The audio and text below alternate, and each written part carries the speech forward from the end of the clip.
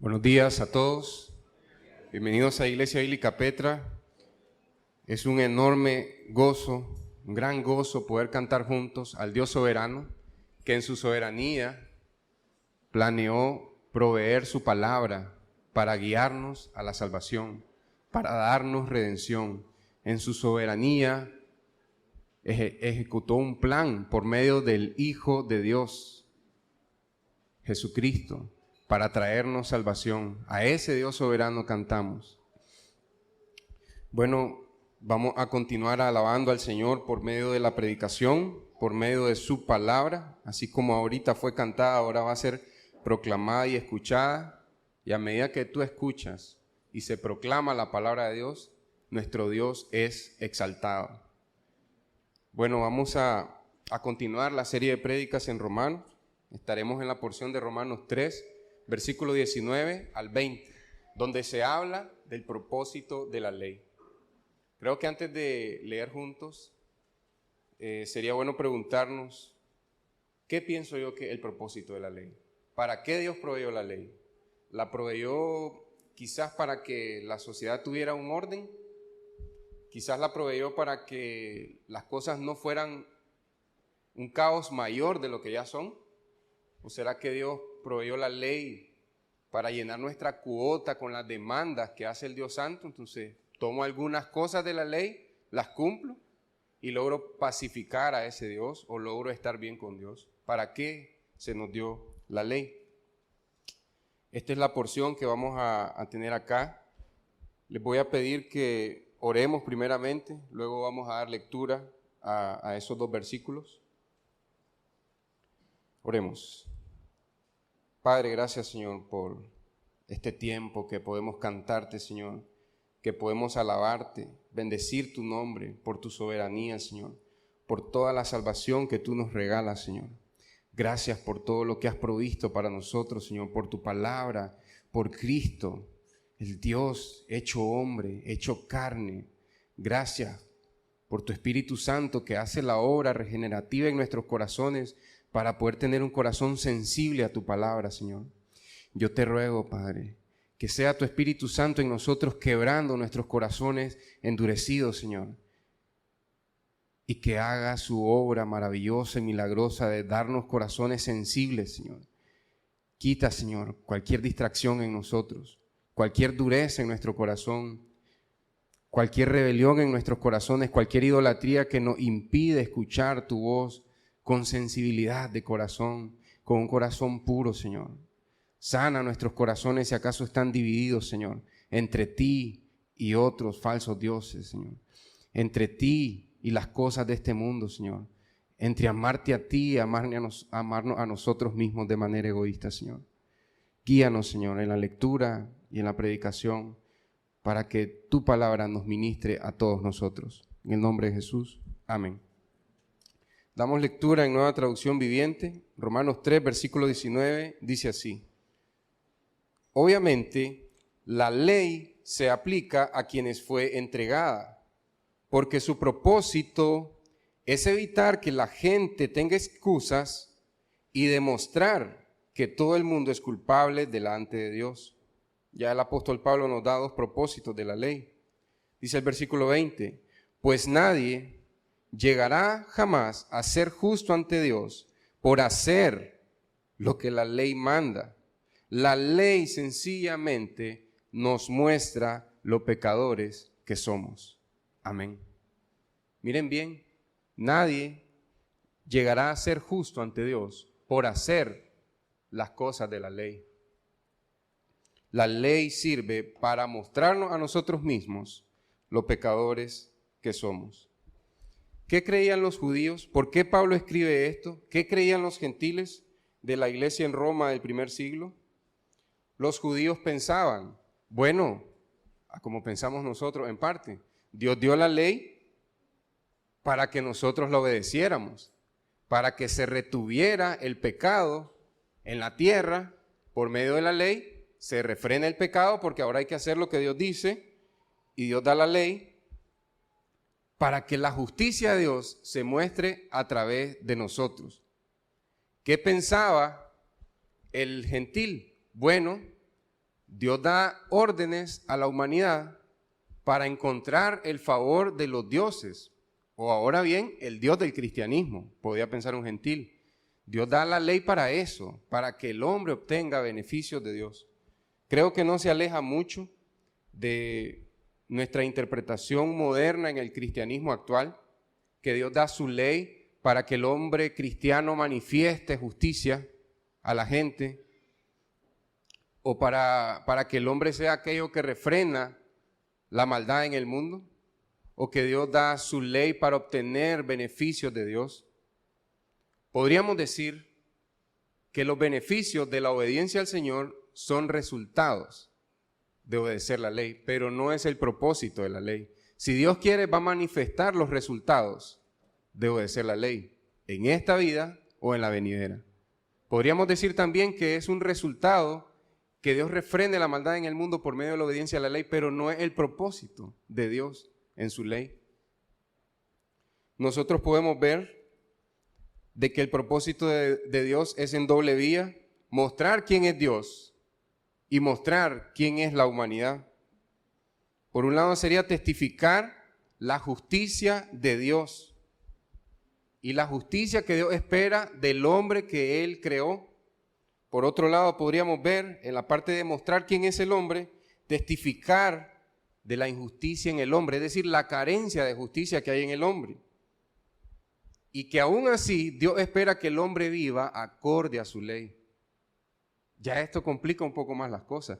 Este es el propósito sagrado de la ley de Dios. Recuerden, es un Dios eterno con propósitos eternos. El propósito que Dios tiene para su ley es inmutable. Así que bien, nosotros podríamos ver aquí en Romanos 3, la ley se aplica a quienes fue entregada.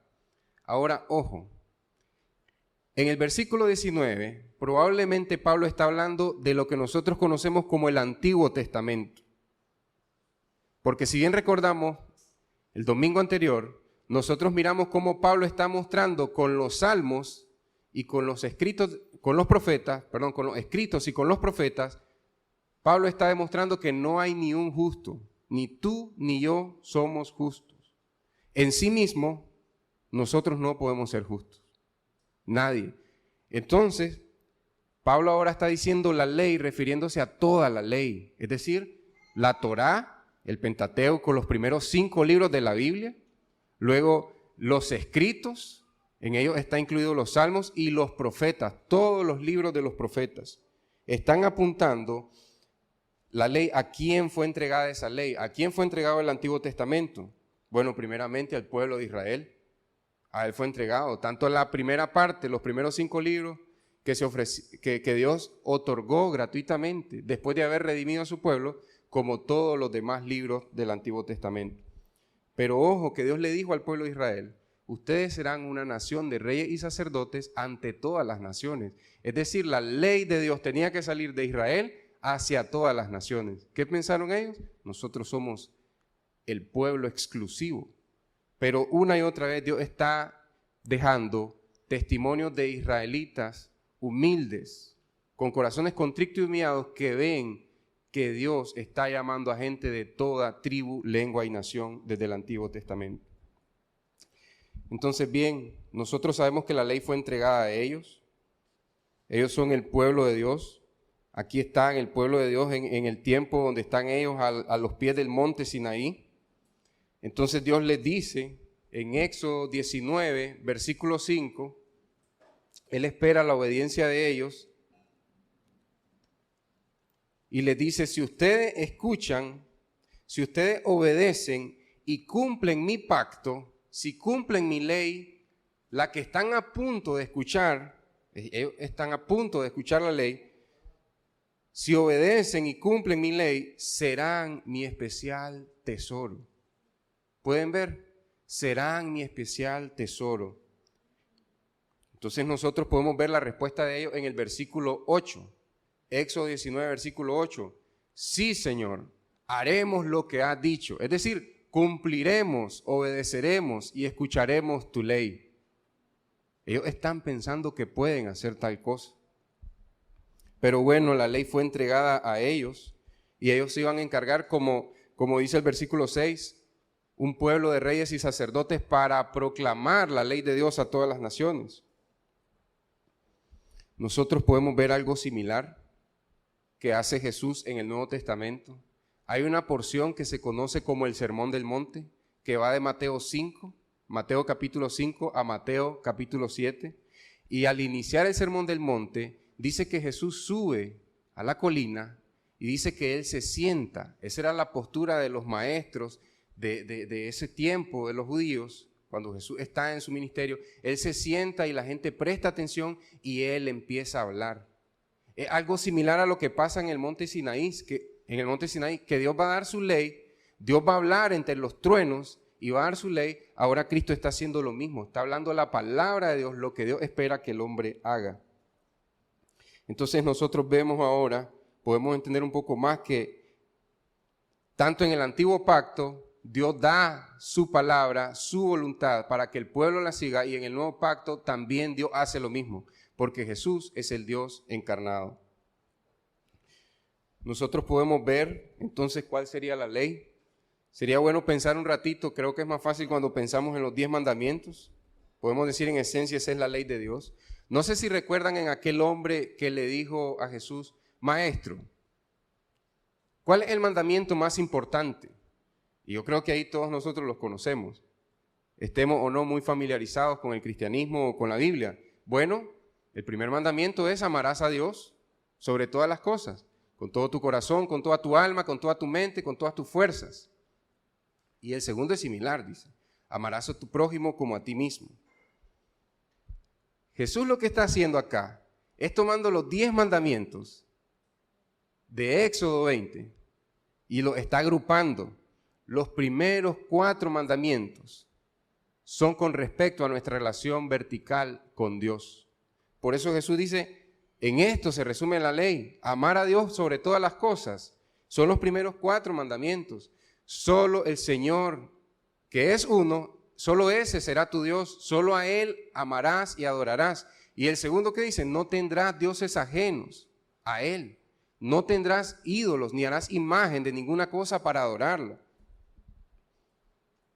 Y vemos el tercer mandamiento que dice, no tomarás el nombre del Señor tu Dios en vano. Es decir, ten cuidado de lo que pronuncia tu boca, porque está ante la presencia del Dios glorioso. Y el cuarto mandamiento que dice que santifiques para el Señor el día que es para la adoración del Señor. Entonces nosotros vemos cómo los primeros 4 mandamientos tienen que ver con la relación vertical del hombre. Pero ¿qué es lo que hace la sociedad hoy en día? Está interesante los mandamientos del cristianismo. Qué interesante los mandamientos del judaísmo. Voy a tomar de la segunda tabla algún mandamiento que yo pueda usar, los mandamientos en las relaciones horizontales. Me gusta ese, el 5.º mandamiento. Empecemos por ahí, por la segunda tabla. Honrar a padre y a madre. No robar. Ok, mi vida se va a regir en base a esos 2 mandamientos. Honrar a padre y a madre, no robar. Lo demás no me interesa. Santiago claramente expresa que el que rompe un mandamiento ya lo rompió todo. Porque el mismo Dios que dio cada uno de sus mandamientos. Pero ahora bien, ese es el engaño del pecado en nuestros corazones. Pensar, decir, tan fácil que es amar al prójimo. No sé qué prójimo están pensando, pero amar al prójimo no es fácil. Pero tan difícil es amar a Dios. Es más difícil amar al prójimo. Porque para poder pasar a la segunda tabla, tienes que empezar por amar a Dios. Si alguien no tiene el amor de Dios, no puede amar a su prójimo. Eso es lo que enseña Juan en su primera carta. Toda la Escritura enseña esto y lo vamos a ver. Pero en esencia, no podríamos hablar de cada uno de los 10 mandamientos, pero esta es la ley que Dios dio. A mí me gustaría que pensáramos por un momento. No te mires a la par de tu esposo, a la par de tus hijos, a la par de tus familiares no cristianos, a la par de gente que tal vez ha hecho cosas que tú nunca harías. Mírate a la par de la ley de Dios. Y es cierto, como el himno decía, pero eso me pone con una gran brecha, un abismo entre Dios y yo. Ese abismo me intimida, pero eso es lo que Dios quiere que hagas. que te mires frente a su ley. ¿Cómo te reflejas ante la ley santa de Dios? Ese es uno de los propósitos de la ley, que nos veamos cara a cara frente a la ley. Cuando nos presentamos ante la ley de Dios, ¿qué viene a nosotros? ¿En dónde pones tu confianza? Inmediatamente en los mandamientos que sí se me dan mejor, tal vez en la tabla de los mandamientos horizontales, del mandamiento 5 al 10, pero creo que sería estar engañado realmente, porque todo empieza con el amor de Dios en nuestros corazones para poder amar a Dios y amar al prójimo. El que dice que ama al prójimo y le cuesta amar a Dios se está engañando a sí mismo, porque eso no es lo que enseña la ley de Dios, ni el Antiguo ni el Nuevo Testamento. Entonces, bien, podemos ver nosotros la confianza de los judíos cuando se están acercando al monte Sinaí, y nosotros podemos ver cómo todo esto nos va arrojando luz, incluso si lo vemos también en el Sermón del Monte. Miren toda la provisión de Dios, miren todo lo que ha provisto Dios. ¿Dónde ponemos nosotros nuestra confianza? En mi capacidad para obedecer la ley. Tomo los 10 mandamientos, me falta respetar un poco más a mis padres, me falta mostrar más amor, a veces soy muy mezquino con la gente, soy poco cordial, me falta tener dominio propio, lucho con algunos pecados, entonces tengo que buscar cómo cumplir esta ley. Dios lo que quiere es que mires la ley y digas, necesito ser salvado, necesito la salvación de Dios. ¿Qué dijo el pueblo de Israel? Sí, escucharemos y haremos lo que nos piden. Después, solo avanza un capítulo y dice, no podemos escuchar la voz de Dios, Moisés, entre los truenos. Ve tú mejor y habla con él. Nosotros no podemos escucharlo porque vamos a morir. ¿Qué hace Dios? Veamos en Deuteronomio un paralelo de este relato. Deuteronomio 18, del 15 al 18 dice así. El Señor su Dios les levantará un profeta como yo entre sus hermanos israelitas. A él tendrán que escucharlo.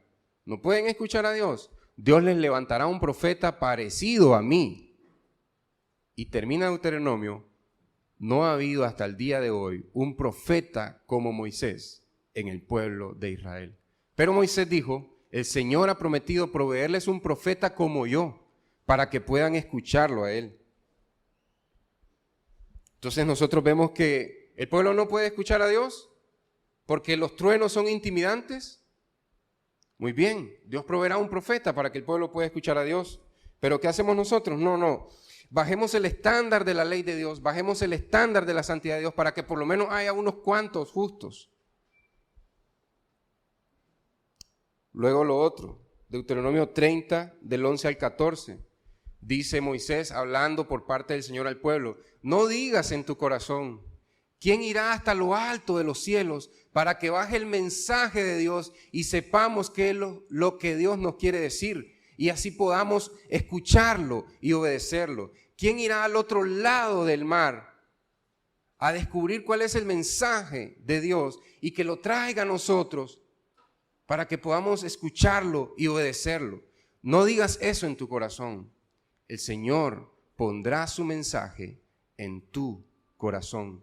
Estará en tu mano y en tu boca y en tu corazón. Hoy en día, de manera figurativa, nosotros tenemos el mensaje de Dios, su palabra, su evangelio, al alcance de nuestras manos. En cierto sentido, este es un cumplimiento de esa promesa, pero tiene que ver más también con la parte espiritual, que Dios ponga su evangelio por medio de la obra redentora de Jesucristo en nuestros corazones para que ese sea la palabra de Dios que nos rija. Entonces el pueblo decía, no podemos escuchar a la voz de Dios, les proveo un profeta. No podemos escuchar el mensaje por la voz de Dios, les proveo el mensaje.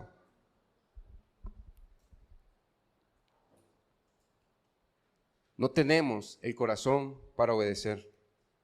Desde la ley, desde Deuteronomio 30, versículo 6, ya la ley está diciendo, para aquellos que dicen que es que Dios esperaba un cumplimiento completo y que Dios sabía que el hombre iba a poder, pero que el pueblo de Israel no quiso. No, Dios espera el cumplimiento completo de la ley, el cumplimiento perfecto de la ley, la observancia perfecta de su ley por parte nuestra, pero Dios sabe que no podemos.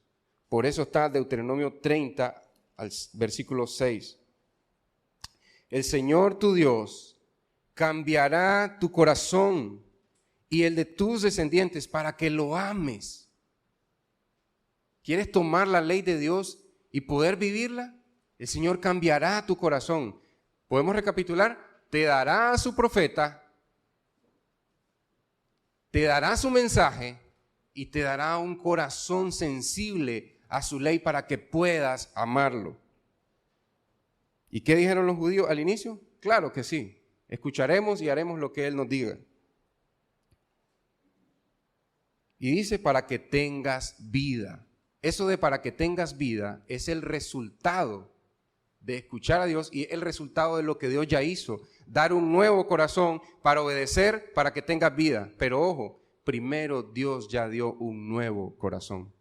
No es que, pues entonces obedezco para poder vivir eternamente. No, daré un nuevo corazón para que puedas amarme y obedecerme y que tengas vida. Tener vida es el resultado de que Dios dio un nuevo corazón para obedecerlo.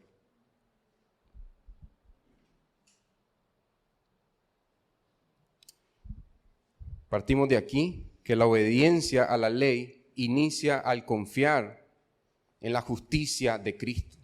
Ahí empieza la obediencia a la ley.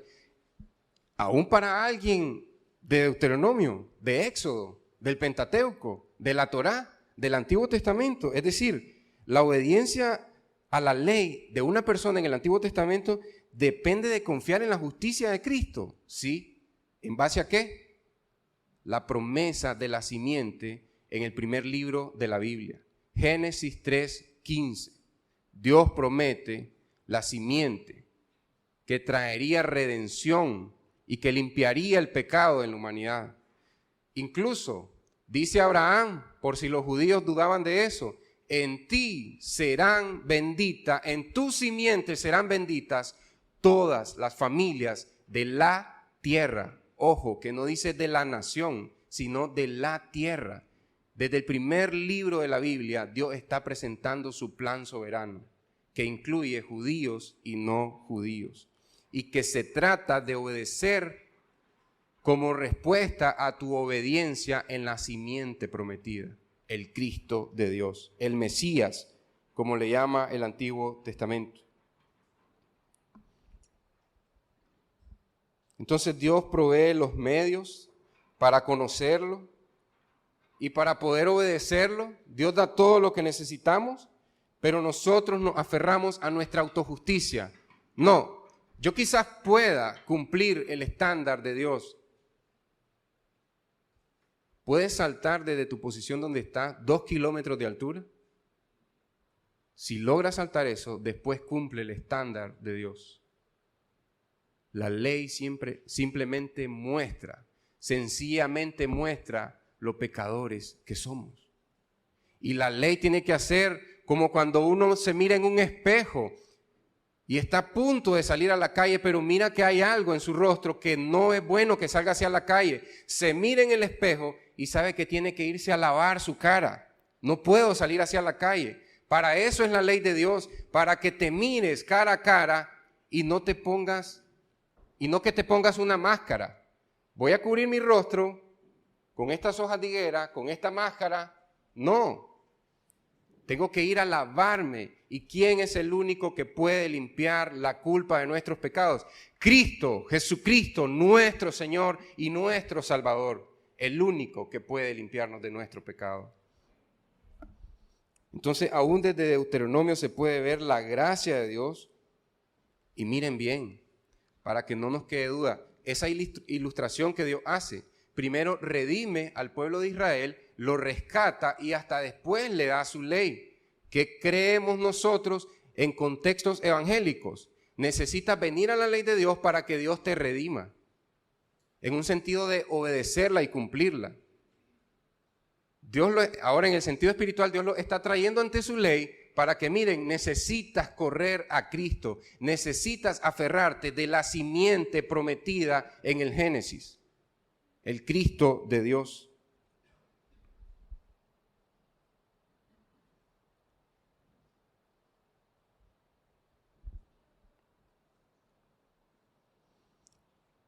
Así como los judíos, nosotros también nos llenamos de autojusticia. Y nosotros podemos ver entonces cómo Dios va mostrando. Aquí está mi profeta. Y aún así, escucharon a Moisés hablar la voz de Dios. Moisés bajó los 10 mandamientos. Moisés está bajando y ya rompieron los 10 mandamientos que Moisés les iba a entregar. Les di a mi profeta, les di mi mensaje y no obedecieron. Necesitan un nuevo corazón, un corazón de carne. Esta es la obra de Dios, esa obra sobrenatural para que puedas obedecer. Si tú te miras aplastado por la ley de Dios o como culpable por la ley de Dios y no miras a Cristo en su cruz muriendo por tus pecados en el horizonte, entonces probablemente lo que vas a ver es o me aparto de esta ley que es intimidante o me invento una ley más manejable para mí. Un evangelio diferente del que se predica en las Escrituras. Un evangelio más asimilable en mi naturaleza caída. Pero tienes la opción de verte en la ley y correr a Cristo, al trono de la gracia. Entonces la autojusticia es algo así como fingir, copiar la justicia de Dios o ignorar la justicia de Dios. Es decir, no, esa parte la omito. La justicia de Dios no es para mí, no es un tema que yo quiera abordar. Voy a vivir como que tal cosa no existe. Al final de cuentas, la ley cumple su propósito, demostrar que todos somos culpables. Como dice Pablo en Romanos 3, mostrar que todos somos culpables ante Dios. Es decir, si te lleváramos hoy donde una audiencia internacional y que revisen todo lo que ha hecho, si has salido fuera de Nicaragua, una audiencia internacional, y te diga, busquen a este hombre si ha hecho algo malo. No, esta mujer no ha hecho nada malo, este hombre no ha hecho nada malo, es inocente ante la ley humana sí, y ante nosotros también, pero ¿eres inocente ante Dios? Que tu inocencia horizontal no te engañe y creer que ya tienes inocencia vertical. Porque al final de cuentas, el día que partas de este mundo, te presentarás no ante un juez humano y pecador igual que tú, te presentarás ante el juez eterno, nuestro Señor.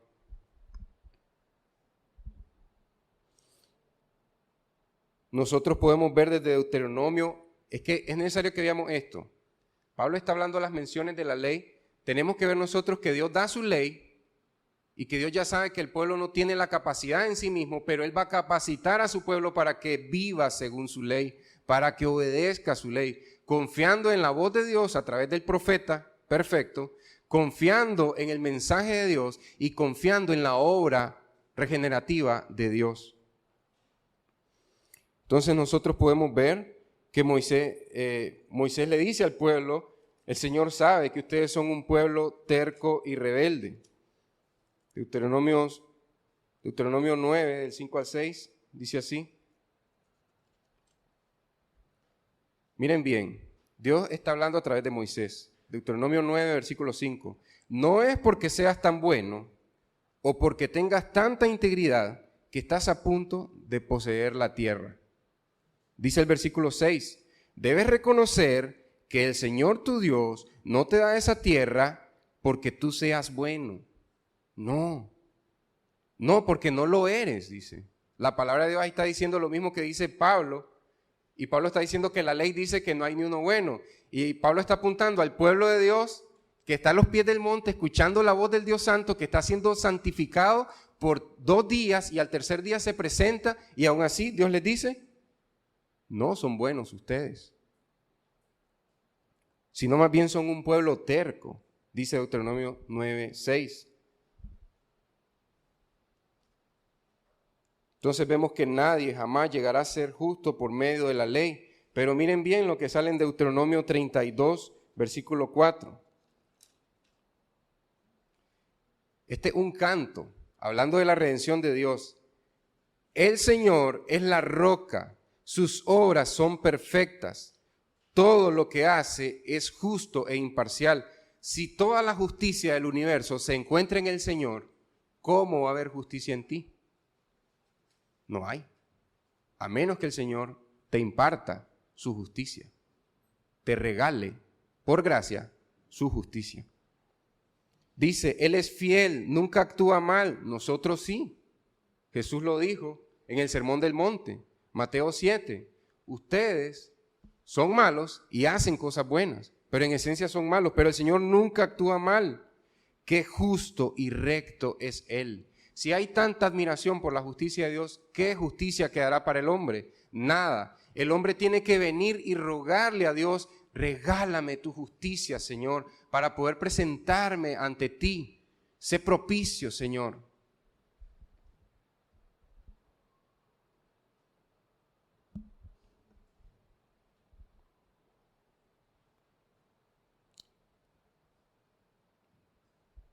Podemos ir a ver esto también en Mateo 5, del 3 al 6.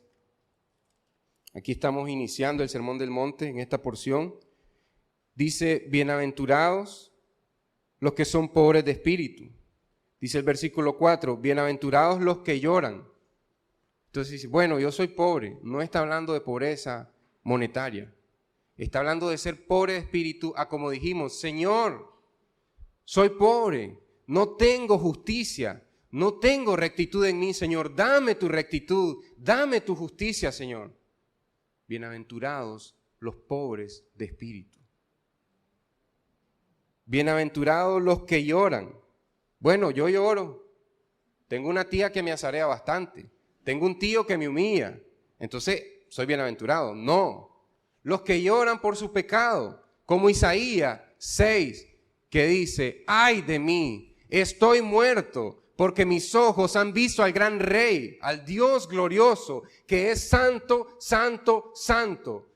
Yo soy un hombre pecador, en un pueblo pecador. Pero el carbón encendido purificó al profeta de Dios. Ahora por medio de Cristo, por la santidad de Cristo, por su sangre preciosa, por su obra en la cruz, por la vida que Él vivió, por el mensaje que Él dio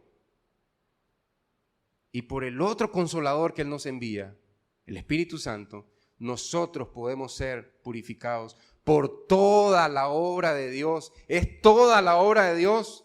No queda ni un gramo para tus obras en la redención. Así como el pueblo de Israel, primero fue redimido y después llegó a la presencia de Dios. Pero, ¿qué es lo que podemos nosotros malentender? Bueno, Dios dio su ley, los israelitas en Egipto tendrían que obedecer su ley para que Dios los rescate de Egipto, si no, no los saca. No, por gracia los rescató, porque Él es fiel a sus promesas y después le entregó su ley. Pero esto es una ilustración de lo que Dios hace espiritualmente. Dios nos salva y después nos dice, el que me ama, que obedezca mis mandamientos. Esa es la esencia del amor. Amas a Cristo, obedece su palabra.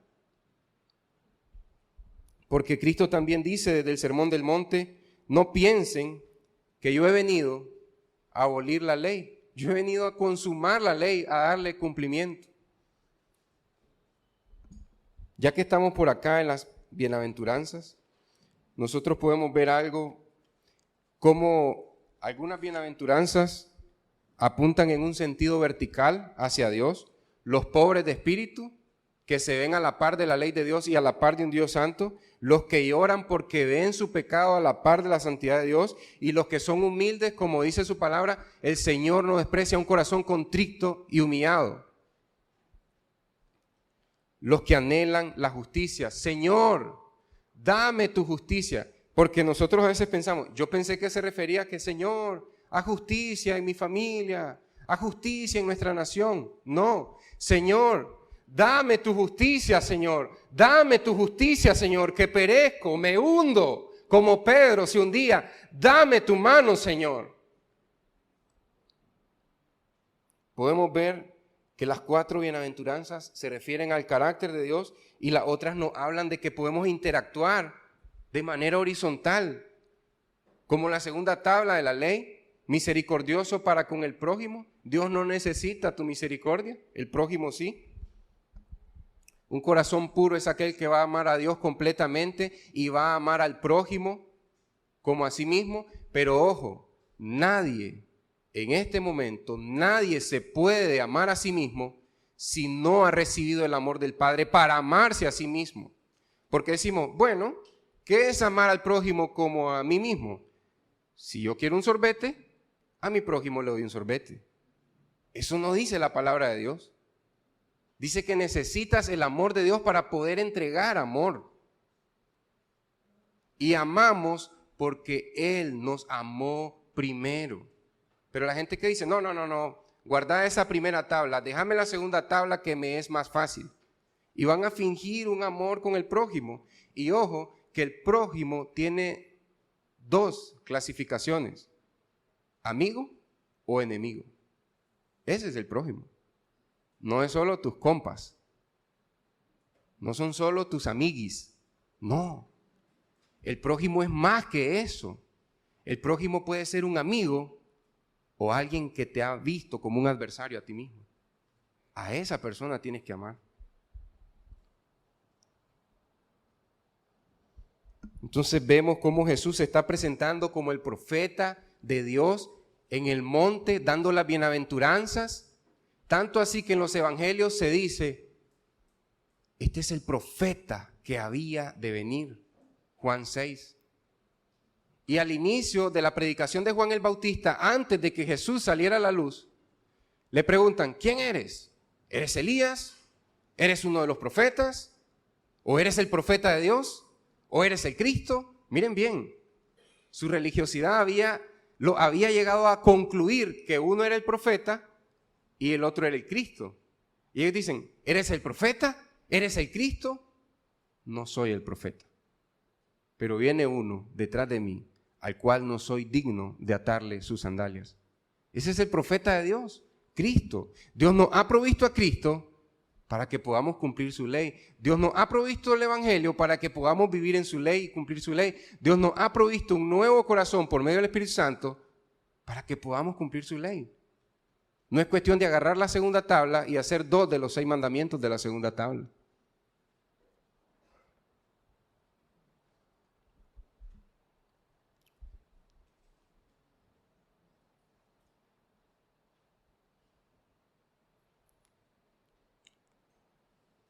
Punto número 2, la ley de Dios quiebra todo frágil argumento y toda autojusticia para que veamos nuestra culpa.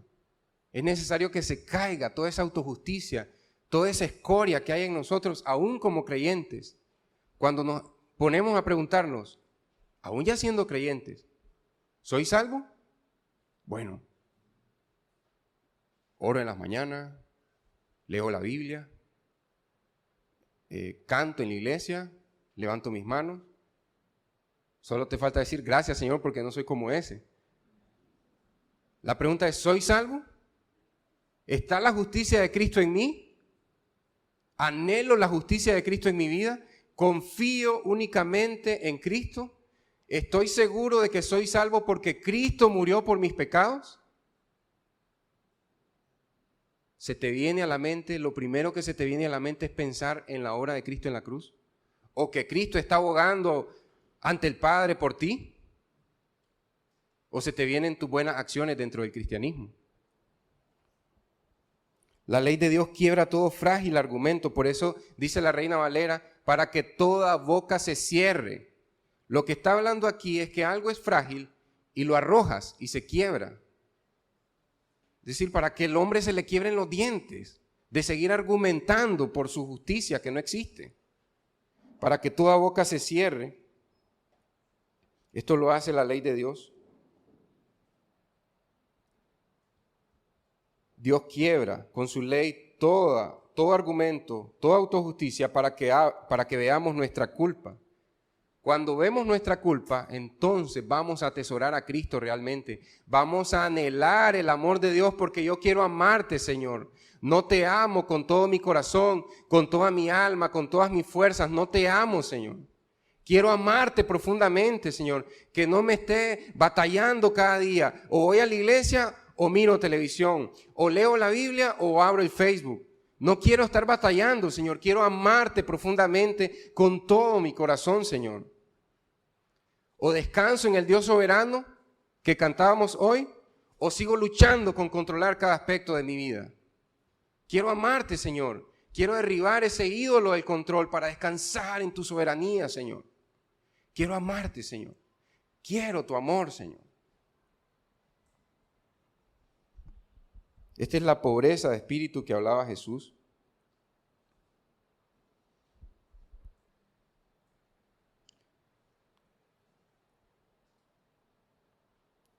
Nosotros vemos esta tensión en la ley. Dios espera que obedezcamos su ley, como dice Deuteronomio 10. ¿Qué espera el Señor? Que le obedezcas, lo ames, le sirvas con todo tu corazón y que escuches su ley. Ahora veamos lo que dice Jesús, porque muchos dicen, no, a mí no me gusta ese Dios del monte Sinaí, muchos truenos, mucha bulla, muchos rayos. No, ve tú, Moisés, nosotros no podemos escucharlo. ¿Qué dijo Jesús acerca del monte Sinaí? Mateo 5:17. No malinterpreten la razón por la cual he venido. No vine para abolir la ley de Moisés. Pueden ver. ¿Cómo podemos decir?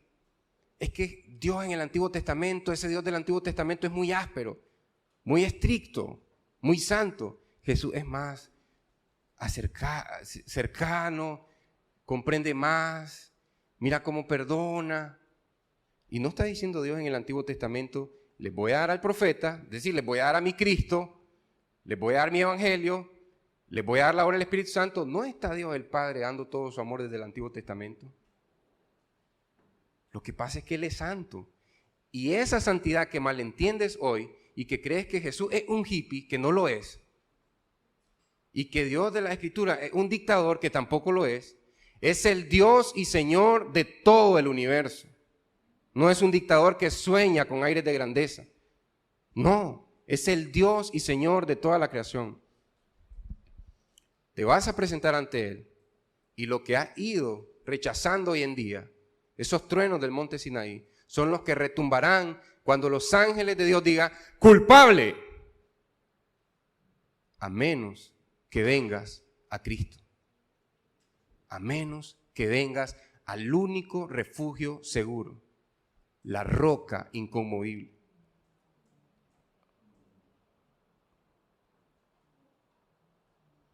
Jesús dijo que Él no vino a abolir la ley. Es más, bueno, pero es que Él está, ahora estamos en la gracia, entonces lo que yo no haga, Cristo lo complementa, ¿no? Mateo 5:48. Pero tú, es decir, tú, nosotros, discípulos de Cristo, debes ser perfecto, así como tu Padre en el cielo es perfecto. Tú debes ser perfecto, así como el Dios del monte Sinaí es perfecto. Así como el Dios del Nuevo Testamento es perfecto. Porque es el mismo Dios, no hay dos dioses, uno para cada testamento. Es una misma historia donde Dios está salvando a la humanidad. ¿Por qué dividirla? Es la misma historia. Empieza en Génesis y termina en Apocalipsis. Es la misma historia. Juicio en Génesis, juicio en Apocalipsis. Redención de Génesis a Apocalipsis. Es una sola historia. Por eso, sé perfecto como tu Padre que está en los cielos es perfecto. Como tu Padre que estuvo a los pies, que estuvo en la cima del monte Sinaí con truenos, relámpagos y con una voz increíblemente poderosa. Así que a este punto hay que hacer algo. Admitir nuestra incapacidad. Entonces ya no se trata solo de agarrar un par de mandamientos y cumplirlos, sino que Jesús, el Dios de amor, el Dios del monte Sinaí, el Dios de amor, está esperando que sea perfecto. Entonces a este punto mi respuesta es, no puedo. Amén, iglesia. No podemos ser perfectos en sí mismos, en nosotros mismos. No podemos. Eso le encanta a Dios.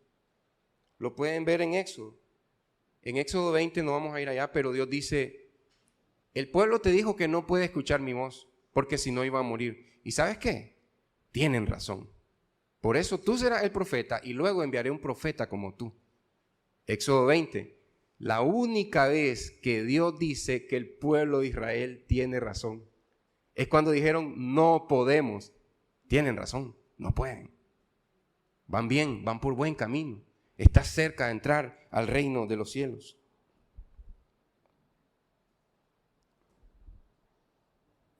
Luego nosotros vemos esta tensión de que Dios manda a cumplir la ley, pero que no podemos cumplir la ley. Esa tensión es buena porque lo que hacemos es, no, espérate, ya descubrí que no puedo, entonces me estoy yendo por un camino que no es, tal vez estoy siendo muy estricto conmigo mismo, me voy a ir a este tipo de evangelio que es más manejable. O, ¿sabes qué? ¿Y si me salgo de la fe cristiana mejor? En vez de admitir, ese es el buen camino, admitir que ninguno de nosotros puede, admitir nuestra incapacidad. Porque la ley, dice Pablo en Romanos 3, muestra lo pecadores que somos. Dios vio la rebelión del pueblo de Israel y Dios mira nuestra rebelión, la nuestra, hermanos, de su iglesia.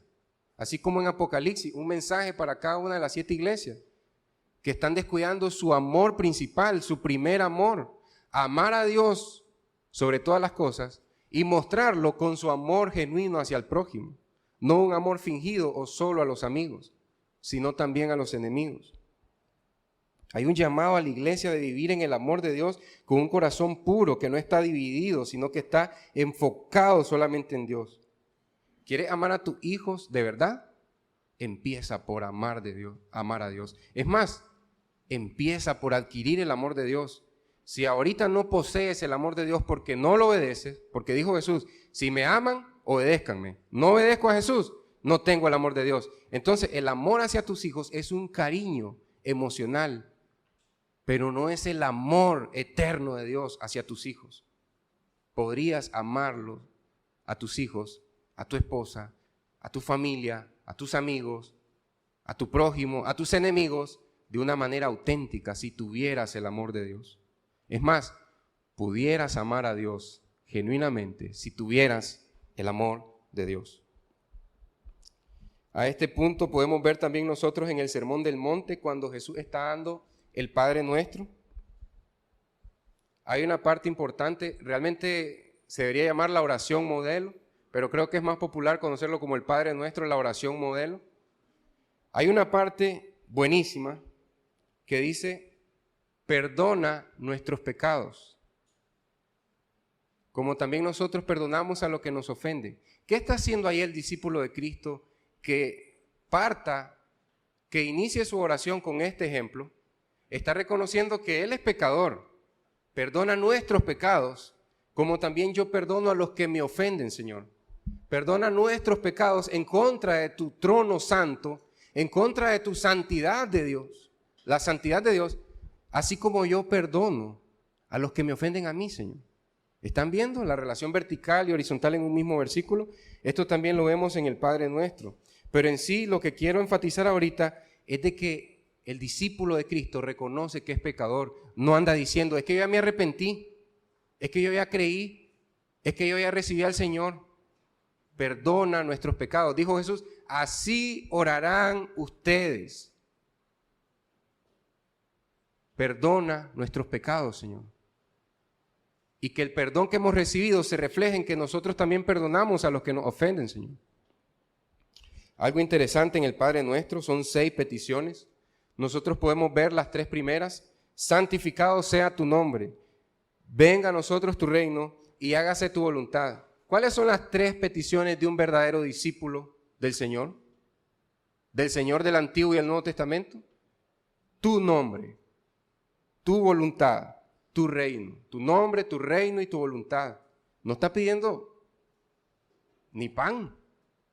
Esas son las 3 primeras peticiones. Hasta después, sí, ya me acordé de mí. Porque ama primero a Dios por encima de todas las cosas. Ama el nombre de Dios por encima de su propio nombre. Ama el reino de Dios por encima de su propio reino. Y ama la voluntad de Dios. Ama todas las cosas de Dios. Ama a Dios antes que a Él. Por eso hasta en la 4ª petición se ve, danos hoy el pan de cada día. Perdona nuestra ofensa. Hasta después se acordó que era pecador. Primero se acordó que debía amar a Dios y después perdona nuestras ofensas, Señor. Y ayúdame a perdonar a los que me ofenden, Señor. Rescátanos del mal, dice aquí. No nos dejes caer en tentación y líbranos del maligno.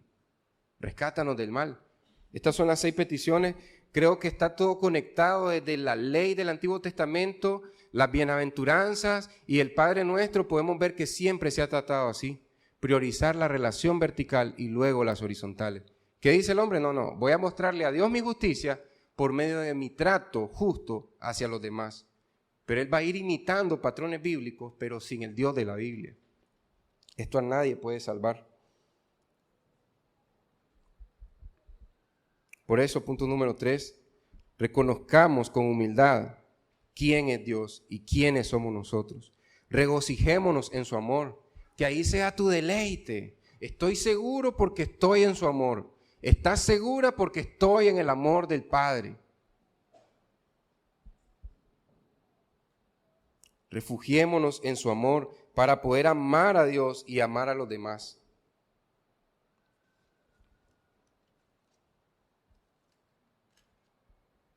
Mateo 7, 21, Jesús dice así: todo el que me llama Señor, Señor, no todo el que me llama Señor, Señor, entrará en el reino del cielo. Solo entrarán aquellos que verdaderamente hacen la voluntad de mi Padre que está en el cielo. Partimos que la voluntad del Padre es que seamos perfectos, que reconozcamos que no podemos ser perfectos y que vengamos a la perfección de Cristo y que confiemos en la justicia de Cristo para empezar a vivir acorde a su ley. Pero estos son los que realmente entrarán al reino del cielo, los que hacen la voluntad de su Padre. Es decir, los que hacen la voluntad del Dios del monte Sinaí. Los 10 mandamientos, la ley. No puedo. Necesitas al profeta de Dios, necesitas el evangelio de Dios y necesitas el corazón que da el Espíritu Santo de Dios. Un corazón de carne, decían los profetas, sensible a la palabra de Dios.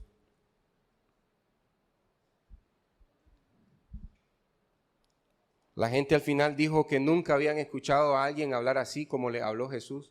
Nunca ningún profeta, ningún maestro de la ley nos había hablado así como este hombre.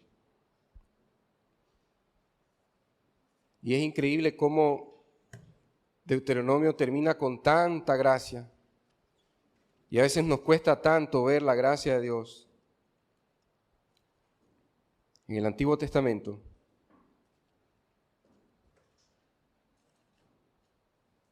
dice Deuteronomio 33, 27, el Dios eterno es tu refugio y sus brazos eternos te sostienen. ¿Es esta la realidad para tu vida?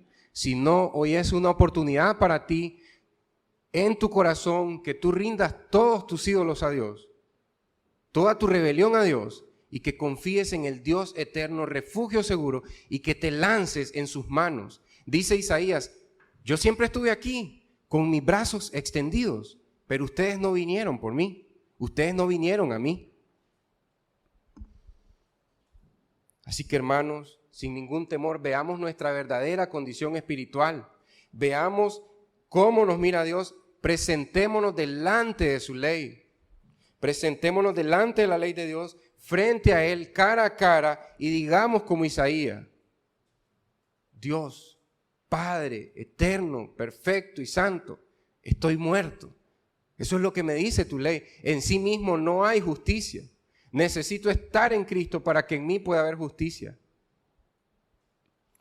Solo así vas a poder tener esa convicción profunda de tu pobreza espiritual. Necesitamos reconocer, como dicen las bienaventuranzas, bienaventurados los pobres de espíritu, para poder decir, soy pobre, Señor, me falta tu justicia, para que así podamos refugiarnos una y otra vez en el amor de Dios, para ser provistos con la justicia perfecta de Cristo y que nosotros podamos ir detrás de Cristo, así como Moisés abrió el mar para que el pueblo de Dios pasara. Hoy Cristo abrió un camino en su justicia y en su salvación para que nosotros caminemos en salvación y que caminemos en su justicia, porque Él hizo el camino con su vida, muerte, resurrección y glorificación. Amada visita, amada persona que no has entregado tu corazón al Señor, ven a Cristo hoy. Hoy es el día de tu salvación.